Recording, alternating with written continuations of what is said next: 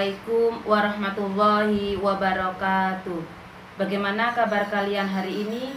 Semoga selalu dalam lindungan Allah Subhanahu wa Ta'ala. Sebelum kita masuk materi, marilah kita berdoa terlebih dahulu. Kita baca suratul Fatihah bersama-sama. Al-Fatihah.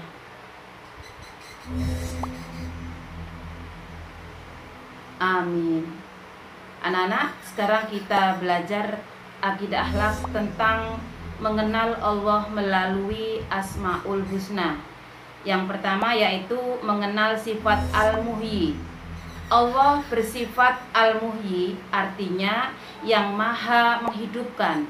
Semua makhluk di muka bumi ini adalah ciptaan Allah Subhanahu wa Ta'ala, dan semua ciptaan Allah disebut dengan makhluk. Firman Allah, Inna nahnu nuhyi wa numitu wa ilainal masir, yang artinya sesungguhnya kami menghidupkan dan mematikan, dan hanya kepada kamilah tempat kembali semua makhluk. Quran Surat Qaf ayat 43. Bukti bahwa Allah bersifat Al-Muhyi adalah Allah menghidupkan manusia, hewan, dan tumbuhan. Apabila meyakini sifat Al-Muhyi Allah, maka yang harus kita lakukan yang pertama yaitu kita harus dapat memelihara kelangsungan hidup sesama manusia. Yang kedua, kita harus dapat memberi makna terhadap kehidupan. Yang ketiga, kita tidak boleh berputus asa apabila mengalami kegagalan. Yang kedua,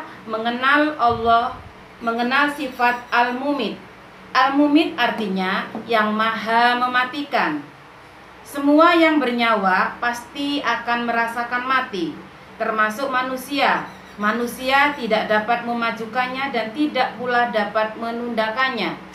Apabila malaikat Israel akan melaksanakan tugasnya untuk mencabut nyawa seseorang, maka tidak ada seorang pun yang dapat lari darinya. Sesuai dengan firman Allah, Huwallazi yuhyi wa yumit, fa idza qada amron fa innama yaqulu lahu kun fayakun, yang artinya dialah yang menghidupkan dan mematikan. Maka apabila dia menetapkan sesuatu urusan, dia hanya berkata kepadanya jadilah, maka jadilah ia. Quran Surat Al-Mu'min ayat 68. Selanjutnya, mengenal sifat Al-Baqi. Al-Baqi artinya yang maha kekal. Pada hari kiamat nanti manusia, semua makhluk akan binasa kecuali Allah. Allah adalah satu-satunya zat yang maha kekal.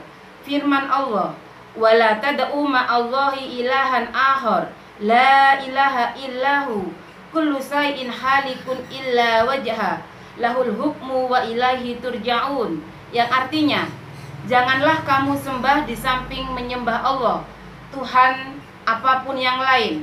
Tidak ada Tuhan yang berhak disembah melainkan Dia. Tiap-tiap sesuatu pasti binasa kecuali Allah. Baginya lah segala penentuan dan hanya kepadanya lah kamu dikembalikan. Quran Surat Al-Qasas ayat 88. Cara meneladani sifat Al-Baqi adalah mengaitkan segala aktivitas yang kita lakukan hanya karena Allah.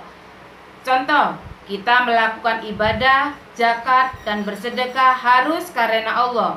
Sebab semua amal perbuatan yang hanya karena Allah lah yang dapat menemani kita dari alam barzah sampai di akhirat nanti. Sedangkan amal perbuatan yang tidak dikaitkan dengan Allah pasti tidak akan ditemui pada hari kekekalan nanti.